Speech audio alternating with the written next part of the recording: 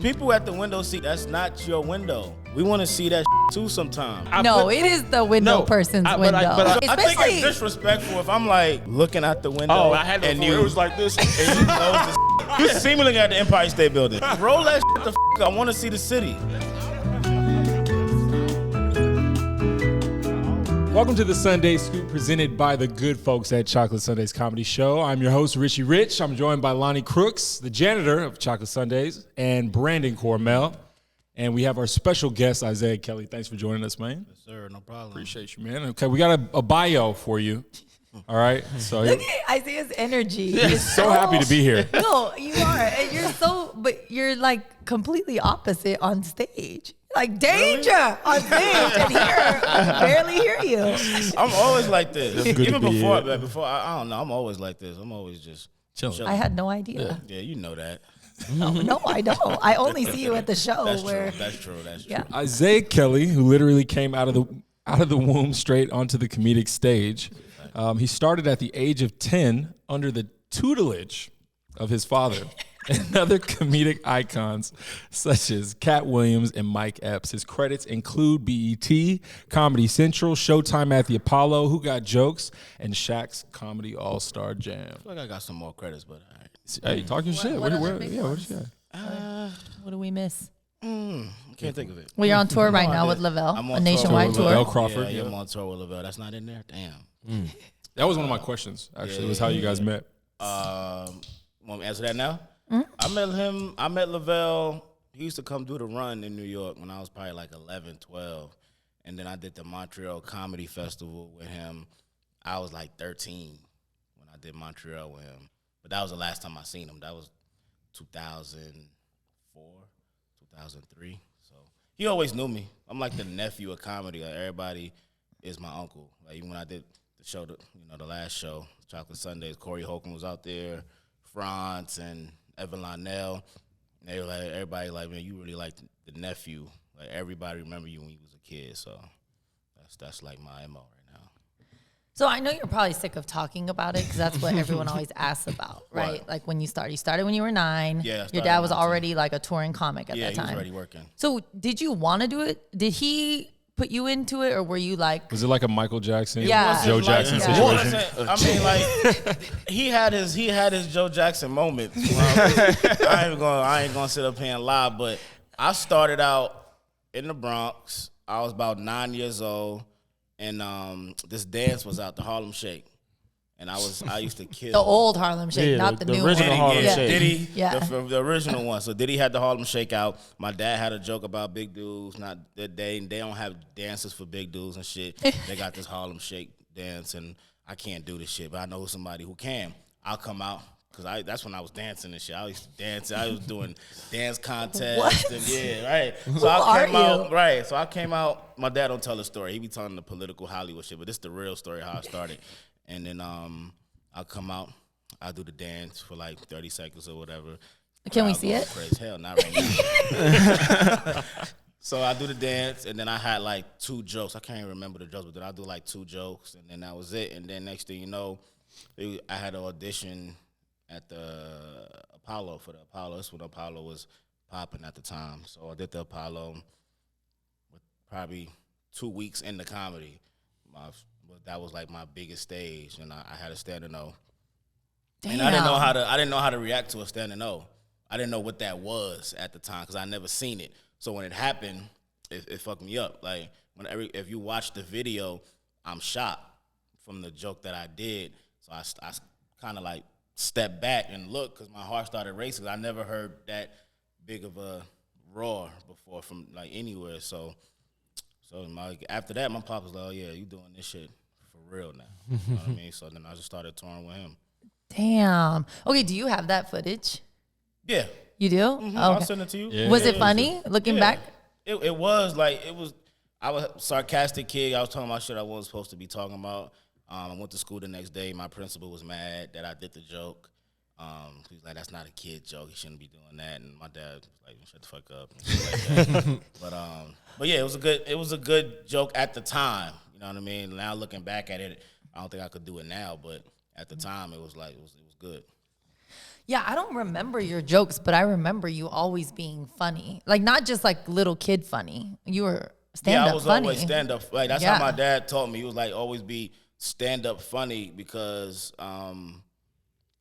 it's going to be a hard transition if you just funny for kids. And then as you're getting older, it's going to be hard to, make that transition, to make adults laugh. So I always made adults laugh. I was always around adults. So that's why I got an old soul now, because I was always the youngest person in the room all the time. So. When do you think you got like really funny? Like, at what age was the shift? Honestly, I'm 31 now. I don't think I probably got really funny to me. I think I was probably like 27, 28, like a few years ago. I was always funny, but to me, I think I finally got funny like right before the pandemic. I was like, oh, okay. I kind of figured my voice out, because I had to do comedy from a kid, 10, 19 years old. Then I was a teenager, and then I was a young adult. Then I was a young man. Then now I'm a grown man. So it's just kind of like everything had to change. I had to progress. You know what I mean? So I think probably about 26, 27, I got it. I think I got it. You know what I mean? But I still feel like I ain't got it yet. I be watching other comedians, and I be like, I ain't there yet. Like who? Oh, man, like motherfucking like CP. I'll watch CP, and I'll just be like, How? really? Like CP is like crazy. Tony Roberts, and I talk to my boy Sydney. I talk to him. We talk every day, but it's just like Castillo, yeah. My homie Sydney, and it's just like, God damn, like the way everybody think different. So I try not to compare myself to other comedians, because I know I'm my own dude. But when I watch those dudes, I be like, y'all motherfuckers, they sick. Like I said, I told somebody last night, I said something's wrong with CP mentally. The stuff he talks. Yeah, the stuff he talk about, like Charcoal something's Charles. wrong. Yeah, something wrong with CP. But it's those dudes that I'm like, I still be like, man, I still got work to do. have you heard CP's Harriet Tubman joke yet? Yes. Oh my God! Did he do it? He did Yeah. it? Yeah. That shit, when I heard that, I was dying laughing. I think I texted you like after the show. I was like, yo, CP just dropped this Harriet Tubman joke, and this is the funniest shit I've heard in like a couple years. Yo, Byron Bowers last night had a joke, a one-liner. He was like, if Harriet Tubman had a Fitbit, how many steps do you think? That's funny. He's like, well, y'all don't like technology, yo? That's funny as hell. It's so My good. gosh. But no, you were there. So I mean, like good. Brandon was saying before, you kill it now every time you perform. Chocolate Sundaes bring that. It brings it out of you. It brings it out of you. You got Chocolate Sundaes, and then you got Lani. And I don't think Lani know people perform for Lani. Like people try to impress Lani. I hear it all the time. Like, man, I hope Lani like me. Even when I like send, like I recommend a first impression, and they be like, "What Lani say?" I be like, "How did you do?" I wasn't there. Like they're like, "Nah, I think I killed it." But what did Lani say? I was like, I ain't talked to Lani. I ain't asked her. But it was like, man, let me know what Lani say. You know what I mean? But we were talking about it last night upstairs. We was just saying how Chocolate Sundaes just it brings that out of you. It just makes you want to kill every time, and you see that crowd, especially that second show last night. Shout out to Ben, happy birthday, Ben. But we seen that show. We seen that crowd. All the comedians was just like, God damn, like okay, we gotta go in. And then for me, Lani put me last, so I feel like everybody be trying to kill me before they go up before me. And that shit it's like, I was talking to Boogie B. Boogie B went up before me, and he was killing. And then when he got on stage, I'm like, oh, bro, we friends. I was like, we cool. Like, why you trying to toast? Like, but it's like, it's a few comedians that I had to follow up there that made me really bring it. It was Shima Franklin and Just Niche. And it was, shout out to the ladies. And when they was going up there, I'm talking about everything was haymakers. Everything was, I'm talking about they throwing it off the glass, windmill dunk. They throwing, everything was a touchdown. And I'm just like, all right, cool. You know what I mean? Like, I'm not going to go. Like I told Lani last time when I was there, when Just Niche went on before me, I said, Lani, I'm doing all my hitters after this. I started bringing everything because she was up there killing. But it made me appreciate the fact that Lani trusts me to do that. Like, I asked her, can I go on first last night? And she texted me, no. And I was like, all right. She was like, you got to close. And I was like, all right, bet. You know what I mean? So she trusts me to get there. And it's a process. I wasn't always closing Chocolate Sundaes. I was going up first to second a lot. You know what I mean? So it's just, it's just growth right now. Mm-hmm. It is the room. I mean, I have heard a lot of comedians say the audience is easy there, but I mean, like, sometimes it's a little off. Like the first show last night, the audience was not easy. It was awkward. And a lot of the comedians didn't do that well. I mean, they were all cool, but you killed it. Like I feel like you kill it every time you perform now. And for me, the first show, I felt like I did okay.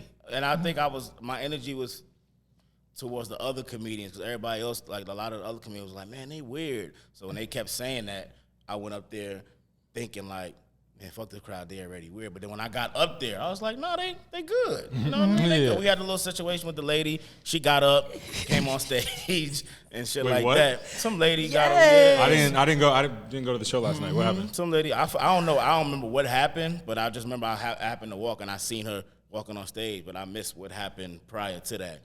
So Ron started a joke. It was about Winkin, ladies Winkin a man see your real face. He does a joke about women being, covered in makeup. Mm-hmm.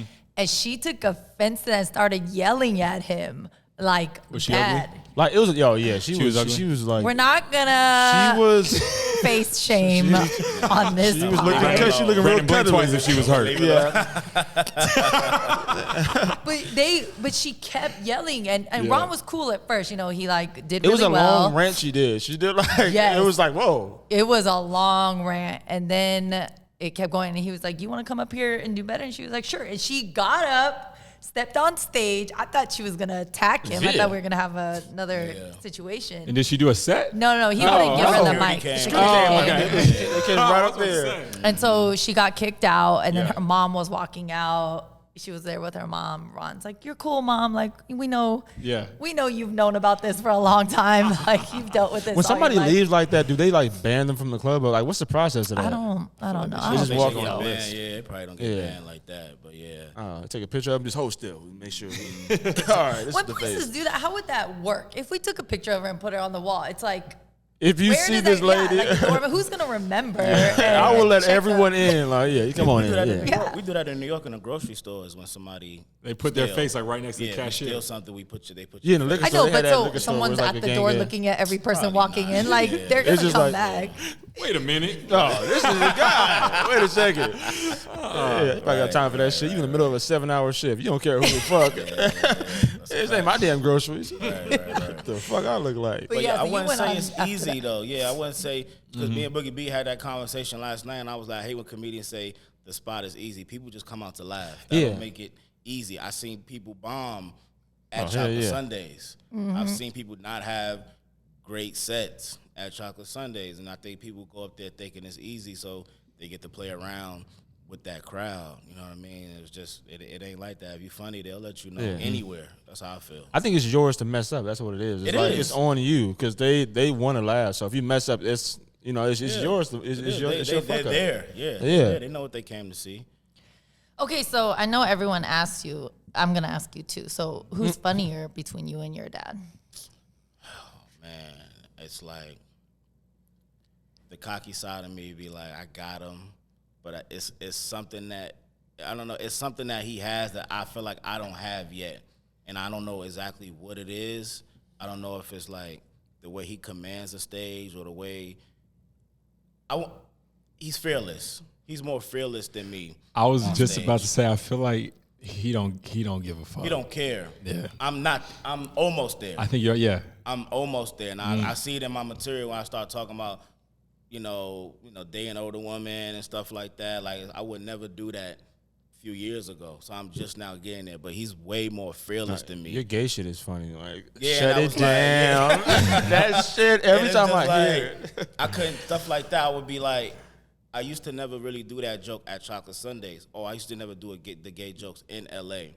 because I used to be like, you know how it is now. I don't want. So then I was like, man, fuck it. I'm not talking bad about them. There was a gay dude there last night, and he liked the joke. You know what I mean? Even the gay joke that Chocolate Sundaes posted, it was gay people in the comments saying how much they love the jokes, but then the straight people saying, "Oh, that's fucked up. You talking about gay people?" So it's like I'm getting to the point where can't make everybody happy. Yeah, can't make everybody happy. Yeah. I can't win. It's like the gay people like the gay joke, but the straight people don't. They defending the gay people, but it's gay people in the comments that's liking it. So I'm just getting to the point where I'm almost like fuck it, but I'm not there yet because I still care about what people think. Like, even in the comments, I'm in comments on Chocolate Sundaes post. I'm going back and forth with people. 800,000 comments. It'd be 8,000 comments, 799. It's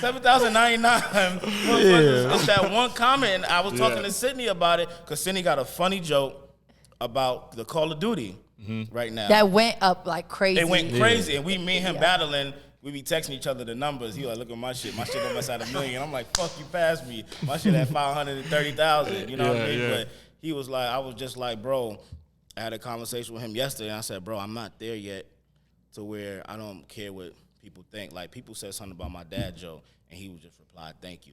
He was like, oh, somebody was like, I didn't find that funny. And my pop was like, thank you. I appreciate it. Me? I'm like, what the fuck you mean you didn't find that funny? You know how hard I worked on this joke? Like, how? Like, you know what I mean? And then it was just like, you'll have people like, oh, this is such and such joke. This is such and such joke. So I seen it. Like, this lady was like, shout out to Bodacious. He opened up for D.L. Hughley. I got the joke about a warm towel. Some people tagged him. Was like, yo, this is Bodacious joke. I called him because I never seen him perform before. I said, hey, man, people saying you got a warm towel joke. And he was like, man, I saw the post. Me and your joke, 2 different jokes. It's not the same joke. I told people in the comments, stop tagging me. It's different premises. I got a warm towel joke, but the way you say it and the way I say it is 2 different. I'm like, all right, I could leave the comments alone now. But I'm to the point where I always been the dude. I want everybody to like me. But I'm getting to the point where that's not possible. Once I know that, and then I'll understand that shit more. But it's just like, why write anything negative on my shit? I don't give a fuck who y'all write on somebody else's shit, but on my shit, I'll be like, why y'all writing anything negative? 'Cause I'm not a negative person. I've never been. So it's just like, why do I get that energy? But yeah, I'm in the comments. I'm clapping back at everybody. Well, it helps with engagement. Because then they'll come back and watch it again. They'll come back and watch it, and then somebody, it's always one, you know what I mean? But I got to learn just to be like, man, it is what it is. People going to have something to say. You know, I feel protective of the comedians that we post, so I'm the same way. I have to fight back, and it's just too many to respond. It's too many, but I got time. I got time. I work Fridays. I work Friday, Saturday, Sunday. Monday through Thursday, I'm off the road. I'm home, so I'm in the comments. I'm in the comments because I just want to see the feedback. I want to see if I'm getting good comments, which I usually get, but it's always 3 or 4 just bad comments, and it just be like, God damn, you know what I mean? Why do you think they do that? Why do people need to write "this isn't funny"? Because they want to be different and want attention. Why can't people they just want to not? be different. People want to be. They see the comments, they see everybody loving it, and there's people negative. Like I said, because they know it gets a reaction too, which and it does. They want to get a reaction. It's like this guy has 530,000 likes and views on his thing. Let me fuck up the mood. He is responding to me. Out of all of the comments, like, you know what I'm saying? I'm back and forth, too. and I'm waiting for your response. I'm like, this nigga refreshing the page. Hell yeah. I just be wanting to know why. Like, even on the dude on YouTube, I was like, bro, you writing negative shit under my comments. I said, I'm not with the negativity. And he wrote back, he's like, you know what? You're right. You know, he was just like, what I said, I could have kept it to myself. And I'm like, yeah, why the fuck you write that over here anyway? You know what I mean? But There's one dude under my post, he kept saying no disrespect. And keep disrespecting. He just kept saying, yeah, but no disrespect. I'm just adding my 2 cents. No disrespect once again. I'm like, you disrespecting me the whole paragraph. Right. This is disrespect. I'm about to go through all your videos and read the comments now on your clapback. I'm in the comments. Who controls the Chocolate Sunday page? Lots of people. We don't tell who controls it. It's a mystery now. I'm going to hit him up like, can y'all delete all the negative shit under my shit? But it's like, you know, it is what it is. I don't be tripping. After a day, I'll be like, whatever. Like, I get over it. But it's just, I'm just glad I don't have all bad comments. Like, oh, this shit is ass. This shit was not it. You know what I mean? So it could be that. It could be that. So my comedy is not gonna be for everybody, which is cool. How do you think your dad would react if you stopped doing comedy? I think it'll hurt him. It'll hurt him for sure because I was the firstborn son, and I was the first one he put in there. So it was just like he'll probably feel like all the hard work probably went to waste. It'll fuck him up. Yeah. How would you feel if you stopped doing comedy? If I stopped? Yeah. I feel the same way. I mean, I was gonna quit comedy probably when I was probably like 25, 26. Why? Not that long ago. I was just done. I wasn't getting anything out of it. I was in LA 13 years at the time. I moved here when I moved to LA when I was 13, and I wasn't getting anything out of it. I was missing out on everything, and I'm just watching my peers just go, get this, get that, and everything. And I knew I was funny, but I was just like, sorry to interrupt. Who did you consider to be your peers since you've been in comedy for so long? Who are you comparing yourself to? Well, or not comparing, but just like tracking. My peers are a lot of people older than me anyway. But yeah. I started out with Brandon T. Jackson, Lil JJ. We went on tour, Teens of Comedy tour. And we used to all go out for the same damn roles, damn near. And they used to get them. And when we was on tour, they had the entourage. They had women little girl running after them and shit like that. And I used to just watch them. And I used to just be like, damn, I know I'm funny. Why I'm not getting any looks? And then when I got about 25, 26, comedy was just stressing me out. I'm having anxiety attacks, panic attacks, shit like that. And I was just like, it ain't worth it. You know what I mean? I don't want to be, no disrespect to anybody, but I didn't want to be the 40-year-old, 50-year-old comedian still grinding, hitting the pavement that hard for that long. As comedians doing this shit 30, 40 years and they never got a break. That shit was stressful. So when I was just like, man, I'm about to clock out now. I'm about to just get out of comedy now while I can and go find me something else to do.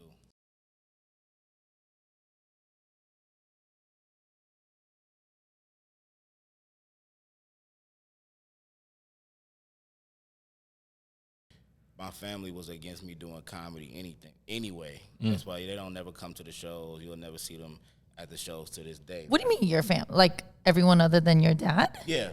Really? They're against you doing comedy? They never wanted me to do comedy. And to this day, they don't support my comedy. Who's they? Family. Anybody. Family. Sisters, aunts, uncles, grandma, cousins. What? Even now? Even now. And your dad, they don't support your dad either? When we do shows in New York, it's no family there. None. So that is a shocker. I know. And so what's the family reunions like? That's so Thanksgiving is about we got family. We got family in the Midwest, and we got family down south. You know what I mean? We visit them, and they treat us way different. But they're not our immediate family that we grew up with in New York. You know what I mean? So yeah, the family don't support. So it was just like I didn't have a support system from my family, and it was just like you should go to school. And I was out here. And I couldn't get on closer to the mic. And I couldn't get on stages when I was out here. I couldn't really get up anywhere like improv. Spike wouldn't put me up. Spike would never put me up. Comedy Union would put me up. And what's the other spot out here? Comedy Store. Comedy Store. Ha ha. Nah. On Hollywood, the Chinese theater. Oh, yeah. Inside Wednesday Jokes. night? Inside Jokes. Inside Jokes. Right. When Chris Spencer was doing when Chris Spencer was host. So I was told, I was told, I don't think you're ready to perform here. And I knew I was ready. Now, if I was early 20s, maybe. When I was probably when I found out I was, like I said, about 25, I knew I was funny already. I knew I could get on stage. And I used to go there, and I used to see anybody getting up there, and they never booked me, never. So I was just like, I was mad about that. And then when Def Comedy Jam came back, or All Def Comedy, when they came back, and they said that they were looking for the newer generation, and I was in my 20s, I was in my late 20s at the time. I felt like that's me.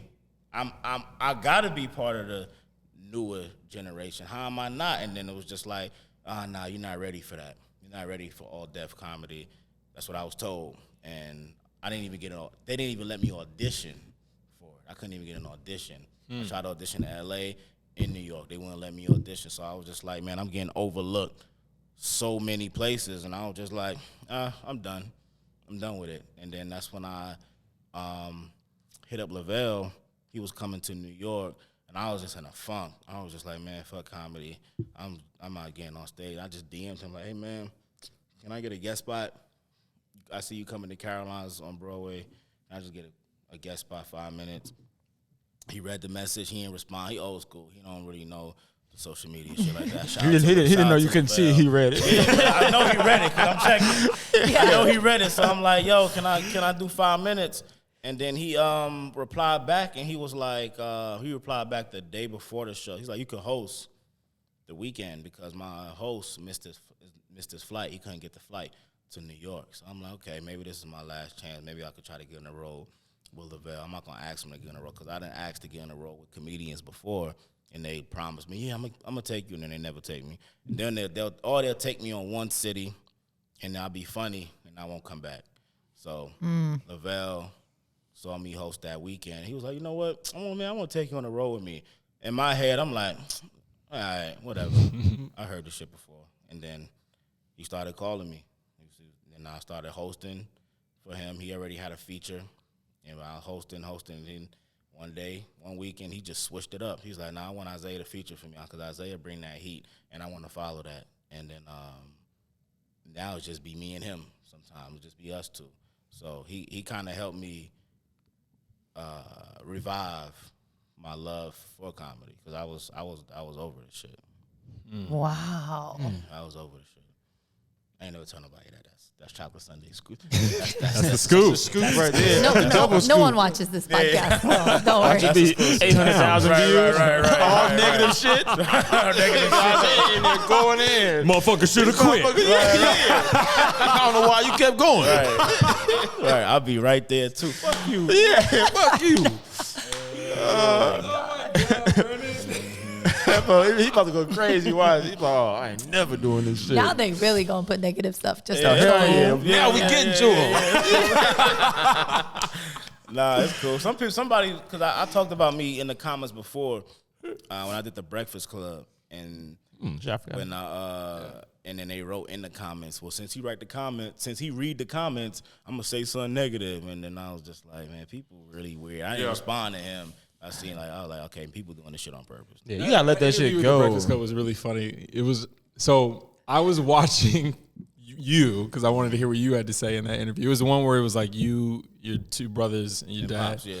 And it was like you were kind of sitting in the back, and your dad was talking, but I could tell that you wanted to talk in the interview. Oh, yeah. But he just kept talking in the interview. That's how he is. See, that's how he is. I'm not a big talker. Everybody know that. I'm not a big talker. Like, even before I go on stage, I'm upstairs, like Chocolate Sundaes. I'm upstairs, I'm chilling. I'll conversate here and there. But if it's like, once it get to like two more before me, then I'm isolated. You know what I mean? And I just be chilling, and people come and holler at me because, you know, a lot of the comedians, I'm cool with everybody. I don't really have no enemies in comedy, so I just be, talk with everybody. So I just be talking to them. But 9 times out of 10, I'm chilling. I'm quiet. If I get on stage, I'm a whole different person, like Lani said before. But other than that, I'll be chilling.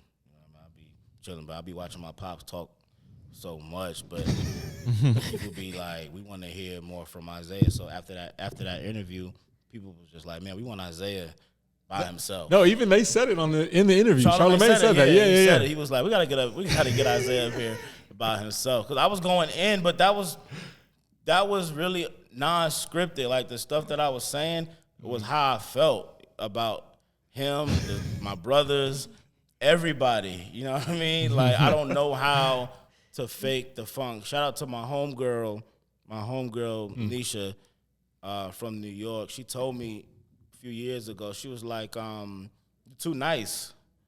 You're too nice to people. And I was like, what you mean? She's like, you're just too nice. Her and another comedian, Rob Stapleton, he told me the same thing. He said, you're too nice. And I didn't get what they meant. He was just like, if you want something, say it, go for it. Or if something is on your mind, say it. And that was probably the best advice that I could have got. Because now I'm just unfiltered. Like when your dad and your brothers were at the show and you saw me post, and in my DM, he responded, "I hope they bomb." Yeah, I hope niggas bomb. And then Keera posted him. I was like, boo. Because we all family, but it's competition. I just feel like I'm the best one that does stand up.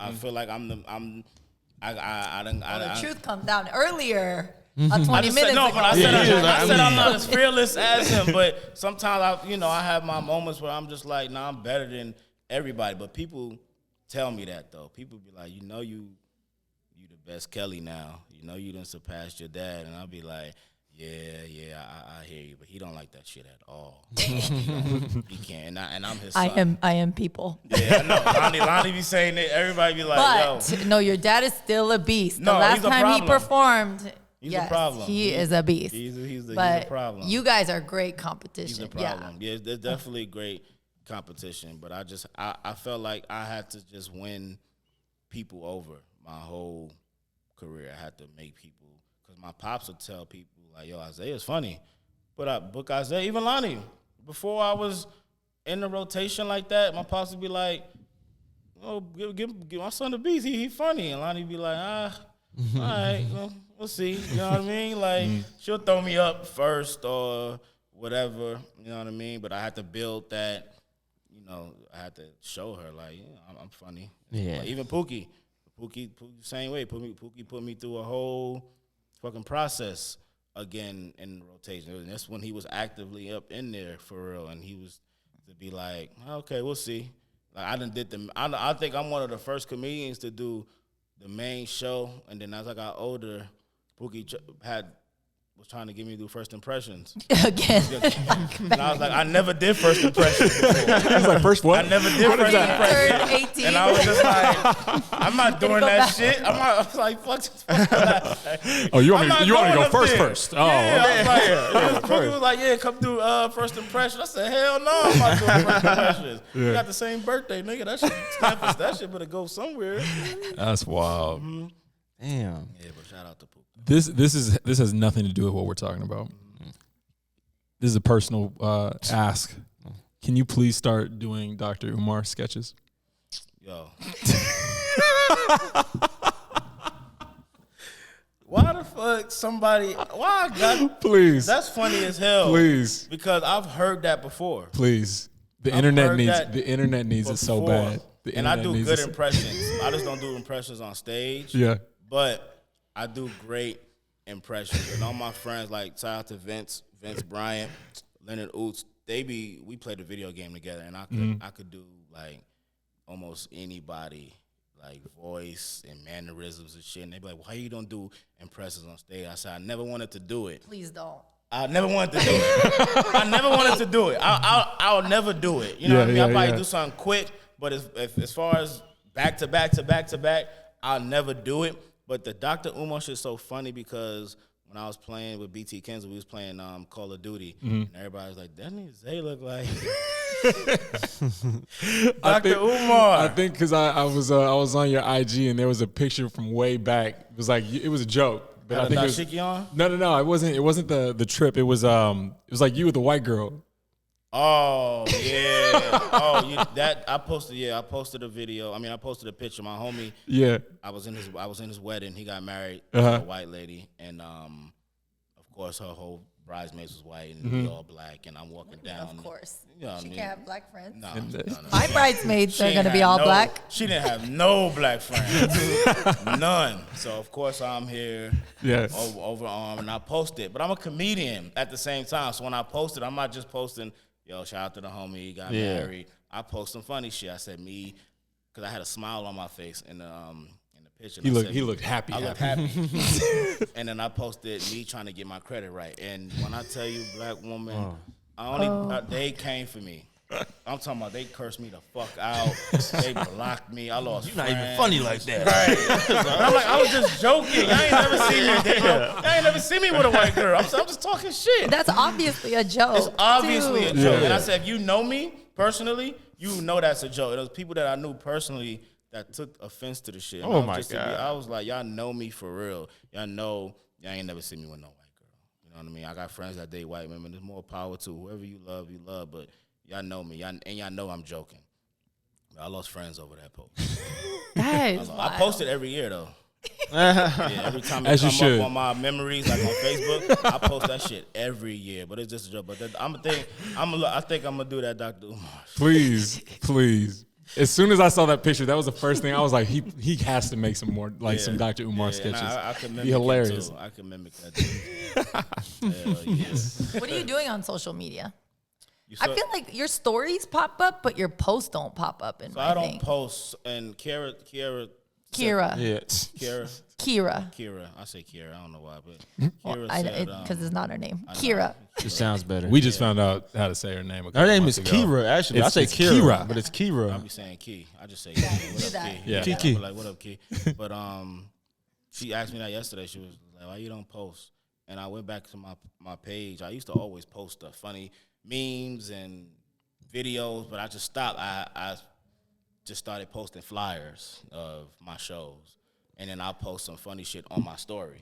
You know what I mean? But I want to get back to posting on my page. Like I do skits once in a while, and my skits it'd be cool. Like they be funny. Mm-hmm. People be like, "Why you don't do more skits?" And I'll just be like, "I'm not really a skit dude. I came up in the era where I started comedy 2000, 2001." So I came up with everybody older, like how the older comedians view the skits and stuff now. That was kind of my mentality, but I was the people that's doing skits. I'm their age. So it's just like I'm stuck in between both. But I do skits once in a while. I don't know. I'm like an old ass dude trapped in a young body. I am. He's like 55. My playlist is old. I don't got no rap music in my playlist. Before I go on stage, I got my music. I'm listening to Teddy Pendergrass. Oh my God! Right? Like, are you serious? That shit get you in the mood. When I'm coming to the show, I listen. And before I go on stage, I listen to old school music. I got a playlist before I go on stage, and it's just nothing but R&B, old school. I be seeing you backstage listening to music too. Yeah. So like I be having my headphones on, and I just be rocking out. The old soul, Temptations. I know. I think it's some hardcore New York gangster shit. I be chilling. I'm not big on the social media thing. And for me, like I said, I'm low key. So it's just like I don't really like everybody in my shit. Sometimes I don't even like posting when I'm performing. Like I don't know. I just always been like that. People be like, "Why you didn't invite me?" And I just be like, I stop inviting people to my shows because niggas don't come out. Yeah, You'll tell them and they be like, I'm coming. And then they be like, what happened? What time you going up? Like I had 6 people that were supposed to come last night, and then they hit me up this morning like, "Yo, my bad." And I was like, that's why I don't invite people no more. Yeah. You know what I mean? Keenan was just talking about that. Yeah, and and then they was gonna come to the second show, and I'm glad they didn't because they would have probably had nowhere to sit unless they got there early. That shit was a zoo. Mm-hmm. You mentioned you didn't say dashiki. Did you say dashiki earlier? Yeah, I said that. Okay, yeah, I didn't want to get canceled. But when did you go back to Africa? I went to Africa in January. And was that comedy related or was that family? We filmed a TV show. Got you. Yeah, okay. We filmed a TV show called Coming From America. It's about Americans moving to Ghana for a month and seeing how we can adjust to the lifestyle living in Africa. It's coming out. I don't know when it's coming out, but we filmed the shit. It's coming probably the fall, maybe the winter. I said, do you care? Like that is a big ass deal. We just filmed this little TV show. That's how I am. I'm not big on like that. That's just how I am. A month in Ghana. Yeah, that's so dope. I want to hear more about it. I'm excited, my nigga. Like, damn, that's something like that. Yeah, I ain't never been to Africa. I don't get too high on anything, but yeah, we filmed the joint. It was a dope show. I had fun.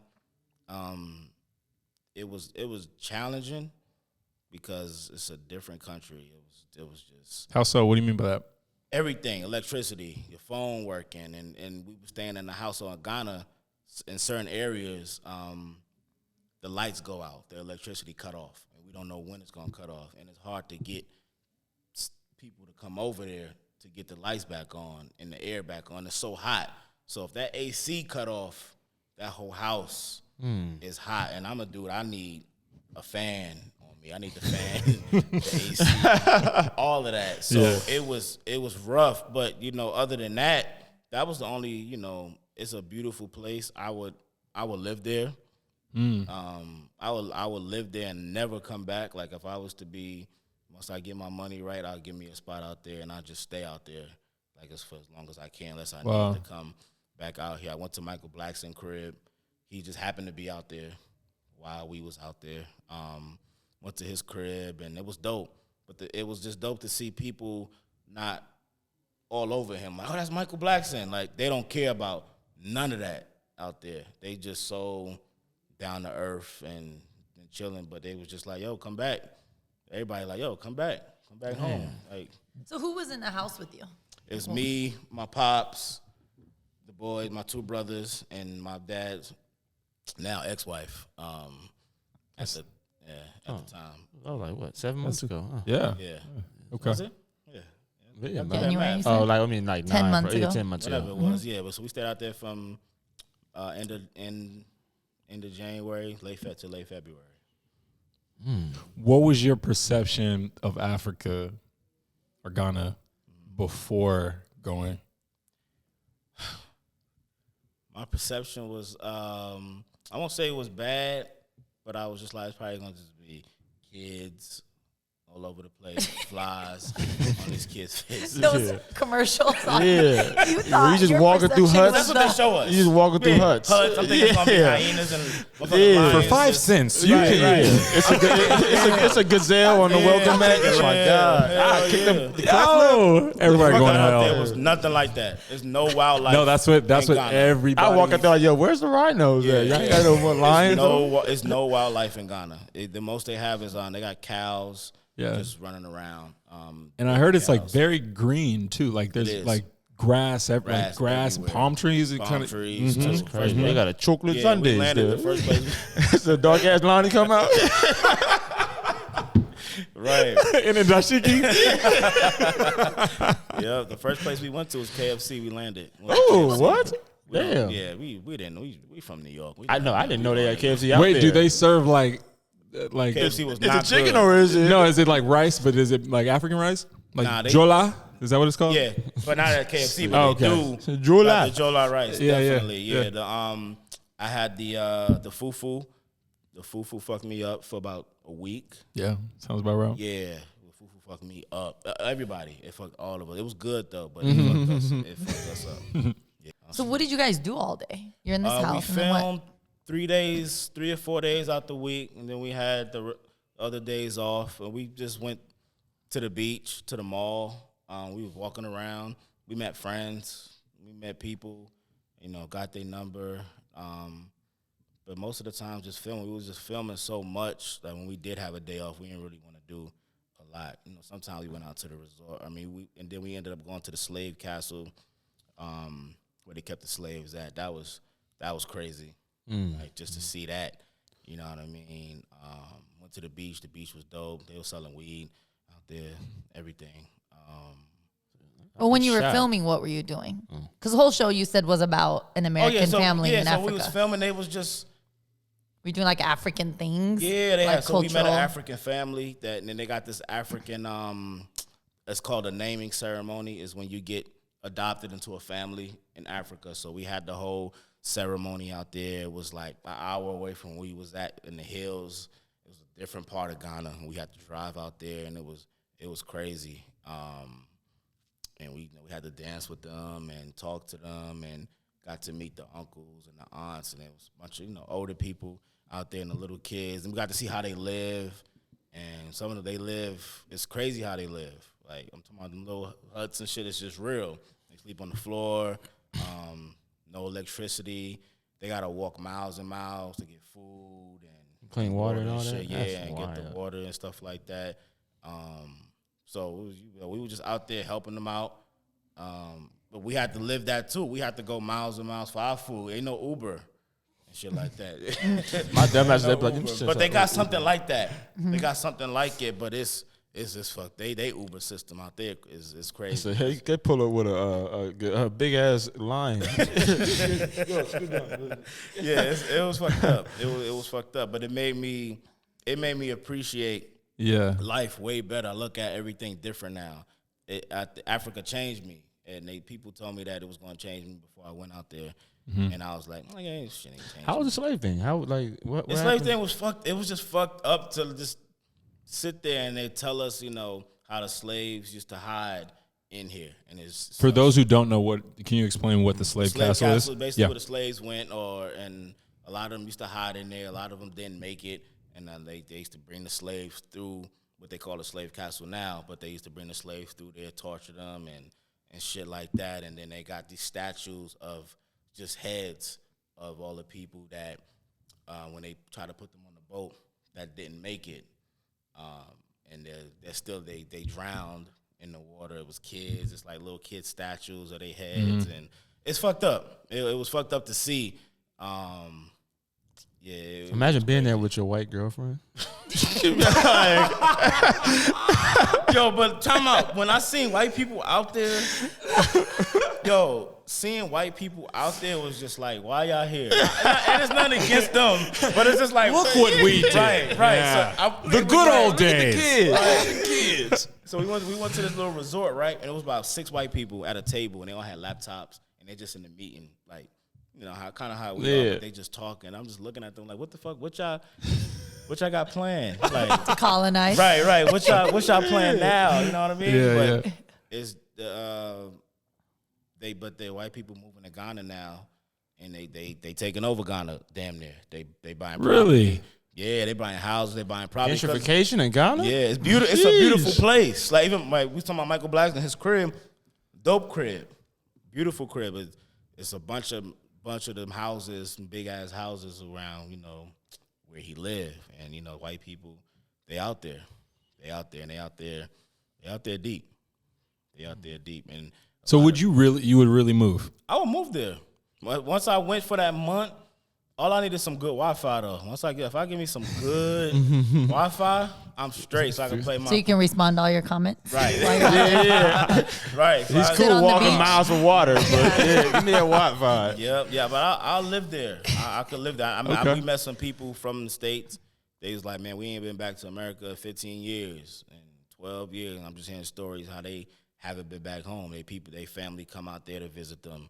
Wow. Like that. So bigger question, would you do comedy out there? We did. I did. We did a show out stand there. Up. We did stand up. Yeah, that was unplanned going out there for the show, but we met these people and it was just like this guy was like, I run a bar and restaurant. Y'all could come and try it. I'll bring some people out. So when I was talking to Michael Blackson, I'm like, yo, bro, why you don't do a Netflix special in Ghana? You from here? And he was just like, nah. They don't really understand the jokes out here. It's different kind of comedy. They comedy is different from the States.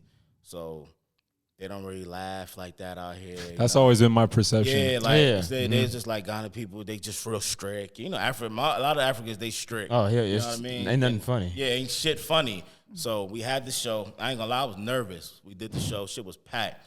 And I'm like, fuck. I'm just thinking what Mike said. Like, these niggas don't laugh. That's what I'm thinking. So my dad go up there, and my dad, he killing. Pops is killing. And he killing with shit he do back home.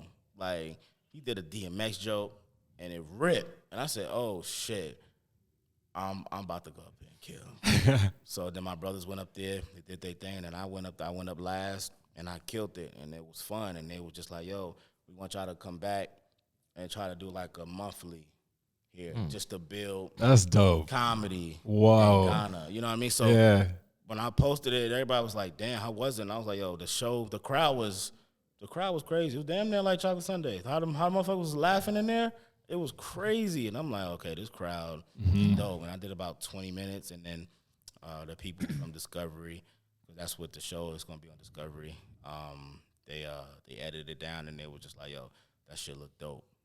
I know Michael Blackson was flabbergasted when he found out you killed. He don't know. Yeah, I ain't see him since. Yeah, we're going to cut this clip and send it to him. I ain't see him since. So does everyone speak English? Yeah. Yeah, most of the people. Yeah.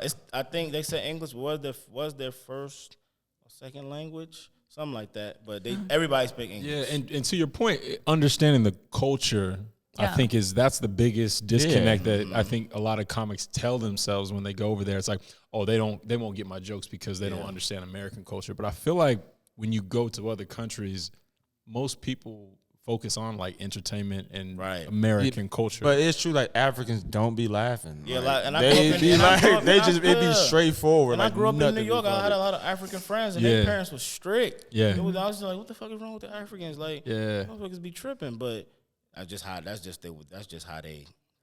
That would be cool. That would be really cool. Someone called me once. He does comedy in Africa, and there was the biggest African comic. He was a prince out in Africa. He reached out. No. Dashiki. I know, and I sent some money, and I never heard back from him. He was trying to get someone on Chocolate Sundaes here, and then he was like, "We should do an African Kings of Comedy out here in LA because there's like a big African community here." So I need to follow up with him, but I think that is a dope idea. I was thinking the other way though, because they do. I'm gonna mess it up, so I don't know what the official name is, so forgive me. But it's like once a year or every 2 years, everyone goes to Ghana. And it's like returning home. So I got to figure out what the name of that festival is. Yeah. But it's a thing. Oh, okay. I'm gonna find. And do they have comedy part of the festival? No, but that's what I'm saying. I don't think don't that take our idea, which is your idea. Our idea. But I think it's one of those things where if you were saying out there is a market for it. It is. Like. It's a crazy even if it's every 2 years years where you can plan ahead where it's like these are the 8 comedians that are going to fly out and then tape that shit. And that's why I was telling Mike, I'm like, you got to take advantage of this market. Absolutely. Like, to not have a comedy club out there is crazy. Yeah, I thought he would have that. You got a house out there. It's crazy not to have a comedy club out there because they just like us back here. From my experience. Yeah. But do they have money like that? What's the name of it? To spend money on comedy and drinks and stuff? You think it might be because, like, out here he does the African voices and shit. You think that kind of hurts when you actually in Africa? Yeah, they probably because out here, like, like, what a lion at? We all be like, oh, snap. Yeah. They probably be like, nigga, we got KFC. What the fuck you talking about? And they probably like, nigga, you from Philly. Yeah. Well, he probably does his American accent. That'd be hilarious. That's, like, Philly shit. I'm in this joint. I'm like, oh, this nigga. It's called the Year of Return. That's not powerful. The Year of Return Ghana was a kickstart campaign to bring foreigners, particularly from the Black diaspora, to Ghana as visitors or as tourists. And so they do that once a year. Okay. Yeah, I look into that. I want to go back for sure. Yeah.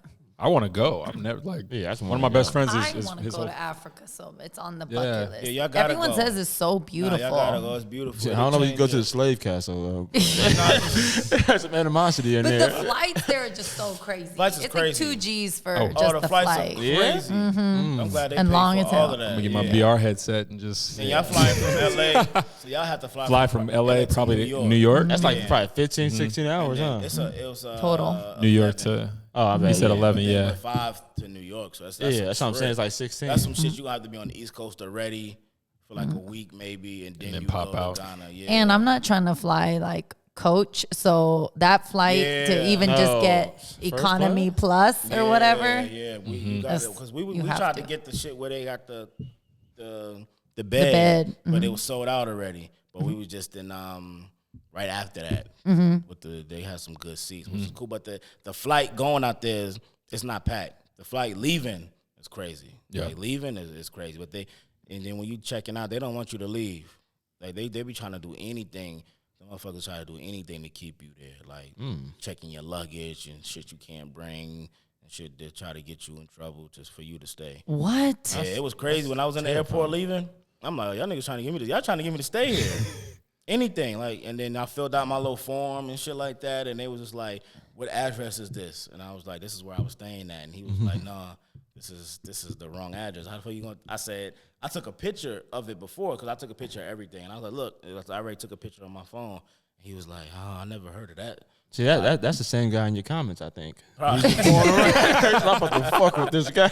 Probably, yeah. Niggas did not want me to leave, man. And then they was like, what brought you out here? And I was just like, well, I'm a comedian, and I was filming a TV show. Oh, comedian, huh? Okay, well, I heard of this guy named Cat Williams, and he's funny. And he started telling me some Cat Williams joke, which I ain't never heard from Cat. I don't know who told that motherfucking joke, and then he was like, well, tell me a joke. And I'm trying to get through customs. I'm trying to get tell me a joke. And I was like, nah, man, I don't tell jokes if I'm out on stage. Like, you're not going to get that out of me. And he told the next person at custom, like, this dude a comedian. And she like, tell us a joke. And I'm like, y'all wildin'. Joke. I just want to go home, man. Yeah. I just want to get home. Look, when we was rapping, we filmed for a month straight. Yeah, you ready. I'm ready to go home now. Yeah. I love this place, but I'm ready to go home. I ain't watched sports in a month because the TV we had a TV, but we couldn't watch, sports. I was missing Power when Power was on at the time. I was going to ask you, what's like the biggest thing that you felt like you missed while you were out there? I miss sports. So sports, Power. I miss playing my video game. I miss watching Power, but we ended up getting on YouTube to watch Power.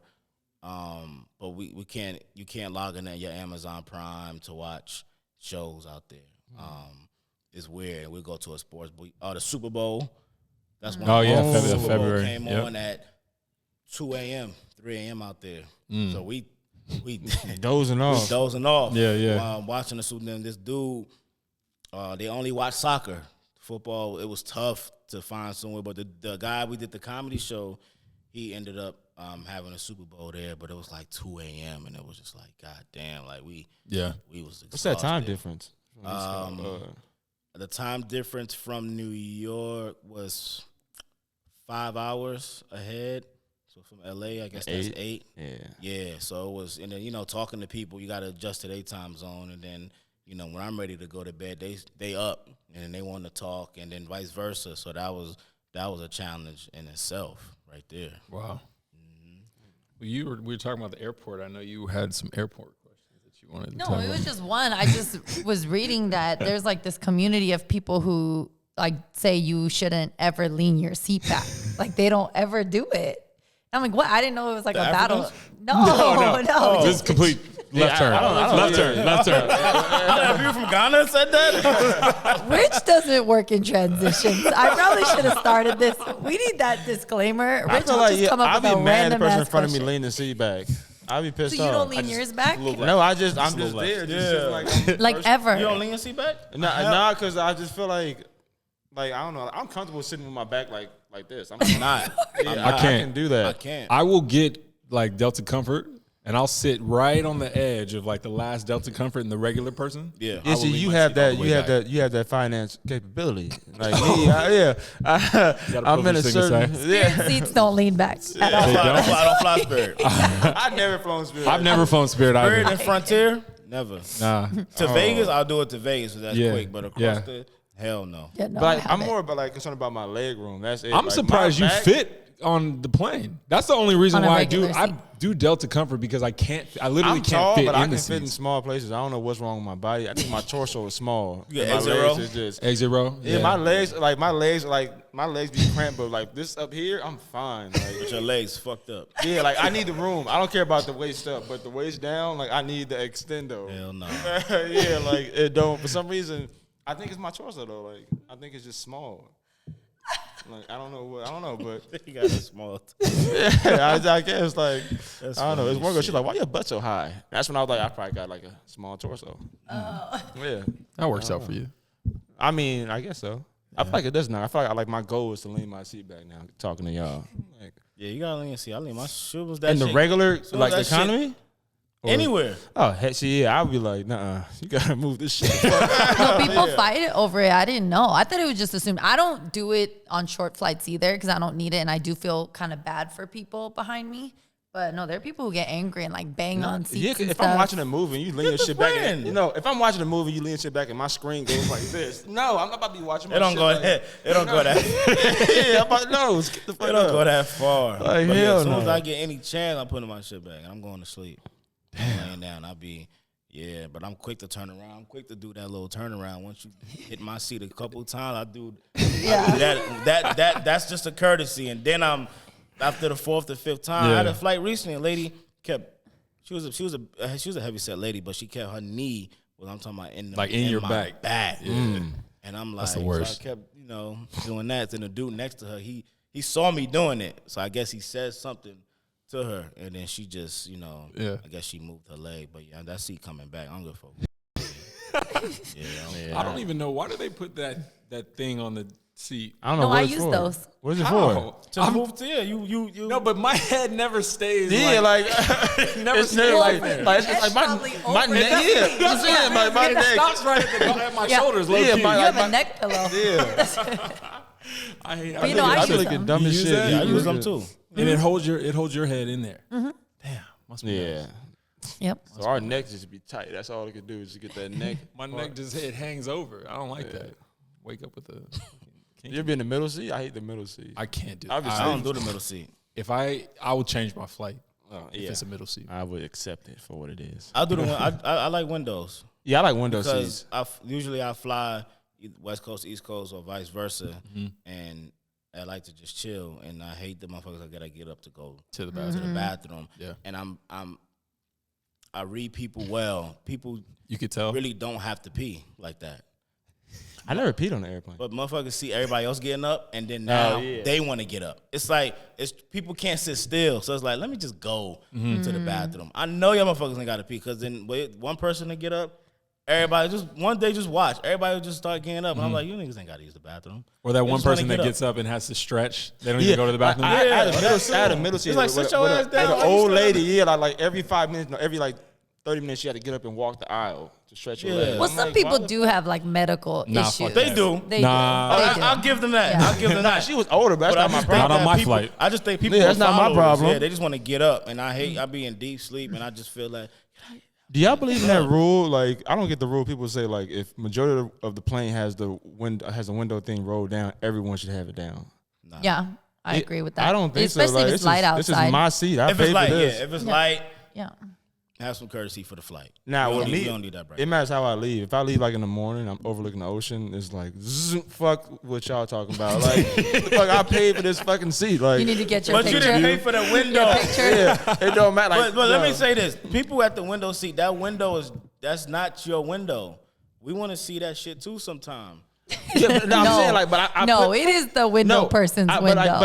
But I put it up. I think Especially, it's disrespectful if I'm like looking out the window. Oh, I had it and before. you It was like this. and you know the shit. And I you think- see me looking at the Empire State Building. It's like, roll that shit the fuck up. I want to see the city. I think it's disrespectful that you're in the middle seat thinking you have any No, not the middle. preferences. Aisle. If I do the Yeah. aisle, I can't do the middle. But if I'm in the aisle and I'm looking, y'all see me like, oh, like I'm doing that's this just shit, evil and it's to just do like, They make eye contact with you. This our window. This is our window. That is I always put it up hilarious. to look out though. Yeah, I like watch I like this looking out the transition. window. Since we're talking about flying, where's been your favorite place, your favorite city to travel to for comedy touring? Damn, man. See, I had to do. was that a good one? That was a good I probably transition. had to do a top 5. Okay, No. It's We hard. don't do that. It's hard. Top two. You can Okay, have two. top 2. Damn. That's, top 2, bottom 2. That's fucked. Oh, bottom 2. The worst, The worst? cities Yeah. to perform. So they can see that they don't want to book him. Okay. so put him I'll out do there. this. So I'll do DC, Houston, Top 2. top 2 Okay. to perform in. Bottom 2. I used to have a bottom 2. I don't have them anymore, but I say what used to be my bottom 2 was South Carolina and Memphis. The first time I went out there, in both cities, I did okay. And I was just like, fuck South Carolina. Fuck Memphis. Yeah, And then I went back to South Carolina. I did South Carolina with Lavelle for the first time. That was my first weekend featuring. And I wasn't ready to feature. And Lavelle be late sometime. So I did like 45, 50 minutes. And they was just like, all right, nigga, we didn't pay to see you. we want to see Lavelle. That's a long time. Yeah. The longest time for a feature. I did with Lavelle at the Arlington Improv was an hour and a half. Oh my god. Yeah, because in their mind, you're running the light. He was late. He an went out hour and a half. and a half. An hour and a And half. when you're not prepared for We're that, not prepared. So as you a did feature, every joke I you've wanna ever do- done in your Right. life. As a feature, I'm trying to get everything. Hey out. Apollo, how we doing? Yeah. You start doing your dad's jokes. I'm pulling out my shit when I was young. Because Yeah. As a feature, I'm trying to get all my shit out because y'all don't know me. So I'm trying to Yeah. I'm trying to get y'all to love me and build that following. So we did Arlington. Show started at 7:00. Lavelle thought it started at 7:30. His wife, it was his birthday. His wife landed. Now, DFW Airport, if you land there after a certain time and trying to get back to Arlington, it's the traffic is crazy in Texas. He didn't. I don't guess so. I guess he wasn't thinking like that. So I get him this. The host only does 10 minutes. I get on stage 7:10. Cool. Doing my shit. So you have no idea you on stage thinking I don't know. 20. I don't know. At the time, I don't know. Yeah, you're planning on doing 20 minutes. Yeah. Nah, never. Usually But like you're 30. up there, you're up there thinking Even 30. if he's there, I'm gonna do 30. Yeah, but right? you're up there already thinking 30 on. Yeah. Right. And you look So over, I'm they're just cool. like, I'm doing my shit. I'm killing. I'm like, all right. You're looking for the So light. I know I probably at the time I probably got like I got a few jokes left. I'm running the fuck out. So I'm like, okay. So now I'm pacing myself because I'm like, all right, he ain't here. So I check my phone. Now I'm thinking something happened to him. I'm like, fuck, something must have happened to Lavelle. Mm-hmm. So I'm an hour in. God damn. Cool. I'm an hour in. So I'm still rocking. I'm still doing my shit. Now I'm at an hour 10. I'm like, all right. Here come the shit I do when I was a kid. So I'm doing my shit up there. I thought you were saying the Apollo joke. My kid One shit thing I hate is as an Legos. adult. Bro, I can't stand Legos. You Harlem shaking? Right. Hold out the dances. So I'm like, all right, cool. So I'm doing my shit, and now I'm out. I ain't got shit left. And this is how I know God is real, because he knew I didn't have shit left. Some lady yelled out, "Where the fuck is Lavelle?" I said, "Thank you, God." Now I'm about to talk about this bitch until he get here. Until he get here. So I roasted her for about 15, 20 minutes. Now the crowd laughing because they like certain audience like when you roasting. So we going back and forth, and then I looked in that motherfucking corner. And I seen them. I seen that light. I was like, That's my motherfucking time. That's my time, y'all. But back to the bottom. So South Carolina, Memphis. I went there the first time. I did okay. I didn't kill one show. Honest, I didn't kill. I just did good the whole weekend. So I redeemed myself. I came back to South Carolina, and the first thing I said when I got on stage, I said, "Yo, y'all didn't fuck with me last year, so I'm here to redeem myself." And because y'all not an easy crowd. And I killed the whole weekend. Then I killed Memphis. Went back to Memphis. Killed Memphis. So I don't have a bottom two, but top two, Houston and DC. There's so many. I heard DC's good. DC is probably my favorite place to perform. Like if they was to tell me you can only perform one place for the rest of your career, I'll pick DC. After chocolate Sundaes. Duh. Yeah. Yeah. Why is that? They just. I think we know why. They just come to. It's just I don't know. It's just dope, man. Like DC, Baltimore, like the motherfuckers is rough, but when they come to them shows, they love comedy. It's gonna be a fight after the show because it's just guaranteed to happen, especially in Baltimore. We were the Baltimore Comedy Factory. It's definitely gonna be a fight, but it's something about DC it just stuck with me, and then Houston is ridiculous. It's so many cities though, but yeah, I said I need to get two, so but it's too many. There's really too many. Amazing. Cool. Last question. How do you want to be remembered? I want to be remembered just for who I am as a person, not even comedy, just who I was off stage. That I was a good dude. I was a humble dude. I was chilling. I got along with everybody. I was just good to be around. That's all. I don't want, anything to linger like, nah, Isiah was a fucked up dude. He was funny. There's a lot of dudes that passed. They was funny, but they was fucked up people. But I'd rather be known for being a good person than a great stand-up. Mm-hmm. So that's how I want to be remembered. Amazing. Awesome. Cool. Thank you. Thank you. Pulling up to the Sunday Scoop. Yeah, bro. Yeah. Isiah Kelly. Where can we find you to this camera? So just Isiah any socials. Kelly, Instagram, Facebook, Isiah Kelly, ISIAH, last name Kelly, ISIAH, last name Kelly. That's crazy with Isiah. It's like so many. It's like four different spellings for four. Yeah. 4 different spellings for It Isiah. is. Yeah, it's that's like why I a said. lot of. I was named after Isiah Thomas, the basketball player. So my dad wanted me to hoop, and that was short lived. So that nigga said, "You gonna tell You jokes?" can't hoop though, can't you? It's just not professional. Yeah, I can hoop, but not on the court. I mean, not in the NBA. I ain't gonna make it in the NBA. But definitely. Awesome. Cool. I appreciate y'all, man. Yeah, man. Thanks for coming out. Awesome. Bro. And this has been another episode of the Sunday Scoop. Peace. Peace.